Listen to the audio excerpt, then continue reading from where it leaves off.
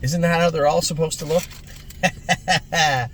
Una Madonna, I'll tell you what, there's very little in this game as gratifying as picking out a horse, training it down, and you got to have that roller coaster, right? Where Una Madonna looked good, but she didn't look like that.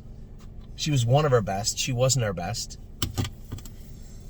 They got to catch her now. I mean, man, you know, I know Steve and I were just talking about the filly in the first division, Andy Miller's filly. I heard them talking before the race that they would just sold this filly before the race for an obscene amount of money. That too is very good because if people are out there looking at all these very fast fillies, they better take note to the one that won the second division. I was funny. I just talked to Scott Zeron. We were talking. Crantini is going to be on his way to Scott and Megan to race in the PA All-Stars. As I told everybody, this time of year, everything's very fluid, right? Every one of our horses should have 1, 2, 3, maybe even 4 paths forward. And we're not always going to pick the right way. I didn't really want to send Crantini to the PA All-Stars. I wanted to keep him home, race him in a maiden. He qualified like a monster. I trained him like a freak at the farm on Saturday, and I'm not confident that maiden's going to fill. Plus, we have Carter Michael Dio and Brace for Landing, who are staying home right now. I told you also that Brace for Landing would be leaving. He's not going anywhere until I am comfortable sending him there. So that also is very fluid, right? I told you guys July 8th I want to see him in New Jersey. He likely won't be there July 8th. By likely, I mean he won't be there on July 8th. You might see him for the kindergarten, his next start. Maybe. I am focusing on the Houghton for a few colts. You know, we talked about it. Steve and I talked about it all. You know, John, everybody talked about all winter long. You know, we have this large pool of horses paid into all these stakes, and it was expensive. But you know what? I don't know which ones are going to be ready to do what Una Madonna just did, or what she might do in the future. I don't know which ones. There isn't a person, not me, not him, not anyone on planet Earth that could have foresaw Una Madonna coming first over and crushing everybody in 55. No, there's not a fortune teller on Earth could have come up with that. I was hoping to get a triplet. She shipped down. I just got done telling Steve the what happened with this filly. I didn't tell anybody what happened with Una Madonna because my neck was kind of in a noose. I made a decision last week that I wanted to ship her down short. I didn't want her going down Monday or Tuesday because it was so hot down here. Like, it was scorching hot today, and it was like 8 degrees hotter all week. I didn't want her in that heat. She's a smaller filly with a smaller barrel right now, and I didn't want it to shrink. So I made the decision Friday morning, 7 a.m., she would ship down to Kentucky with the other horses, with Blue Bayou Dio, Unbeatable Kemp, jog on Saturday, run some fluids into her. That's that. Get to the border. Papers were screwed up on Una Madonna. There was some digits that were missing, and it was just an error, just an accident. Nothing that I could foresee. They turned her back. I was beside myself. We're 9 to 5 from the rail morning line in Kentucky, and I was just told my filly can't go there. By the way, it's Friday at 1 o'clock in the afternoon. What kind of vet, how, you couldn't expedite new papers quicker.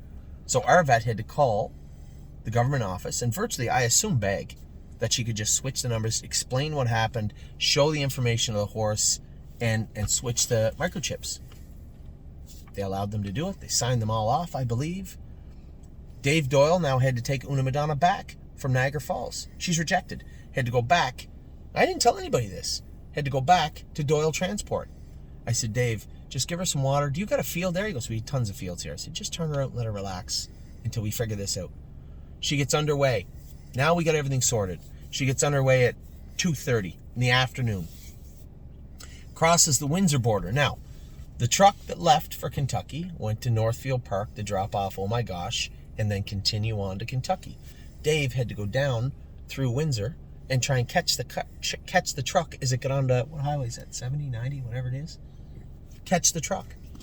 So they ended up meeting up at a designated spot, and they put Una Madonna back on the float. Now, this float they were in box stalls. They weren't tied up. They were in, cooled box stalls. They knew where they were shipping to, right? Like the devil's armpit. It's so hot down here. Put her back on the trailer. They arrived in Kentucky at midnight on Friday. Midnight. Ran fluids into her Saturday morning. And she's so chill anyway. Went out and jogged her. She was quiet, behaved. I warmed her up today. I'm like, she seems pretty good. But in my mind, that little voice is saying, well, but what about what just took place? I was like, wow, I'm not going to second guess myself. This is what had to happen. It was just unfortunate that it played out that way. She put in one of the most impressive performances. It's 27th, 26th? 26. It is June 26th of her 2-year-old year. And she just crushed them in 55.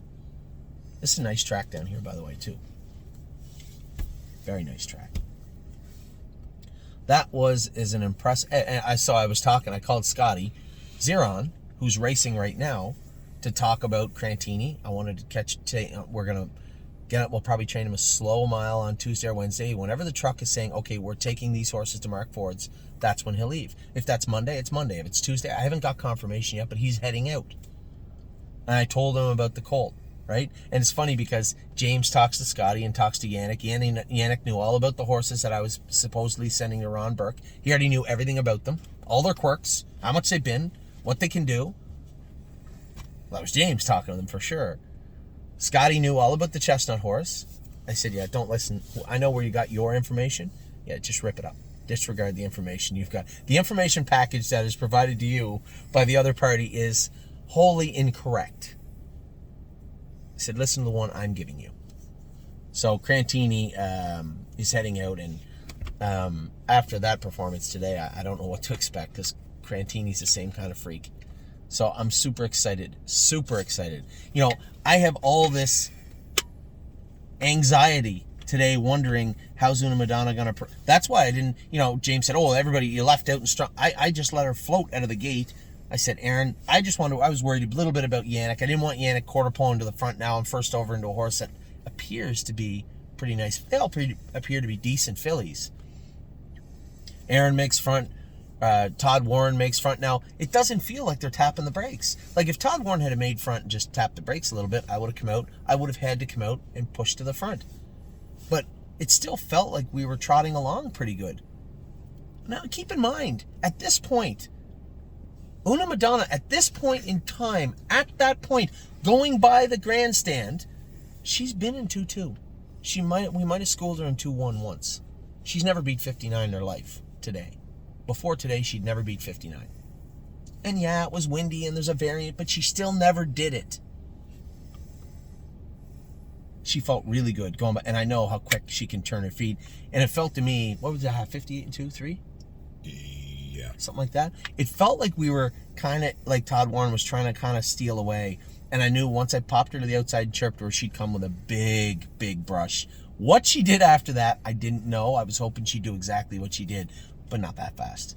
I moved her out of the 3-hole. I knew he couldn't start his filly up quick enough to leave me out. It was impossible. It wasn't going to happen. And I snapped around him in 2 steps. I was around him. And I didn't know how that filly looked impressive when I went by her. I could see her starting to switch gears, but I had the momentum. There was nothing he could do about it. I cleared to the front. I'm starting to trot away from him, and I'm like, we're up there 127 and 2, and I'm like, oh, I don't want to see her falter on the end of it. Now the voice telling me about the midnight ship and about the long shipping, and is she gonna? That voice is gone. Now I'm focused on the race, in the race, and as we come out of the turn, I don't think anybody has a shot at me. Now, there's no Jumbotron. I can't, like at the Meadows, I can see what's going on. At Mohawk, you can see what's going on. You can't there. I know I can hear the 6 that I went by once is there, but surely he's not going to remove and be able to overtake me. I just don't see that happening. I kick the earplugs out. She hits another gear now and trots through the wire. That was just about as an impressive a mile as you could ask for by any horse. At this time of year. That was an incredible mile. Just so gratifying to see that unfold and be a part of it because, as I said, there was no point burdening everybody with what I knew about what took place this week.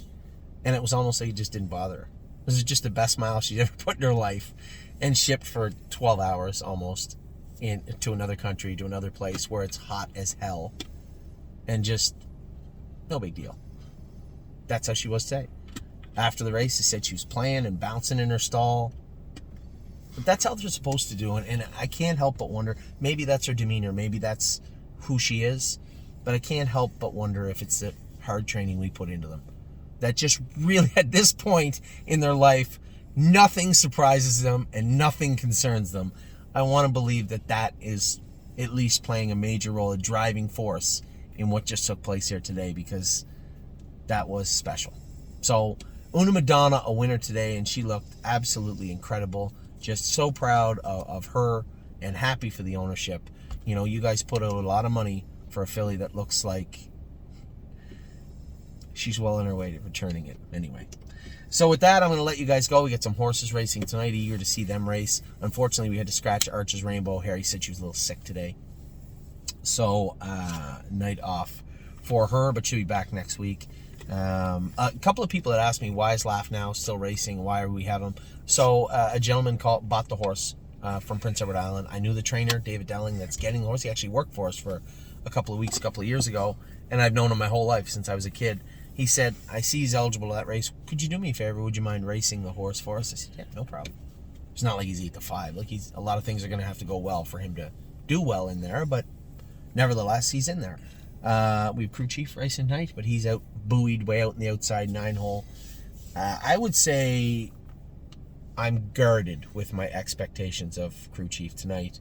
And then who's the other one we have? We have one more racing tonight. There was another one. Maybe it wasn't a Georgian?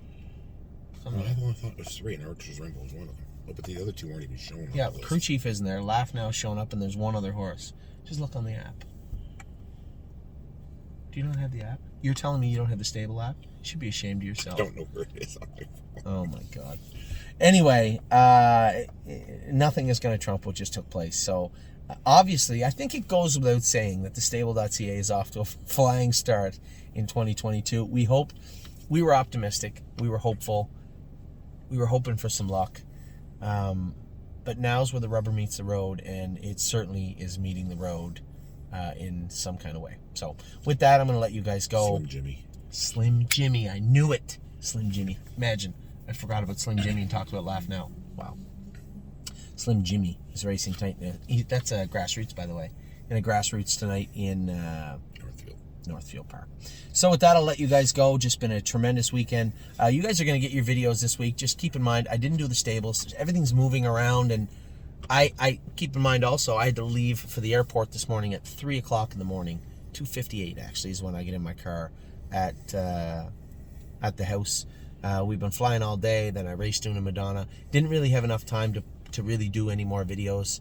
But I did do all the other ones, and I'll be going out to you guys this afternoon, I guess, later on tonight. So with that, take care. Hope you're having a great weekend. I guess it goes without saying that we are. Take care.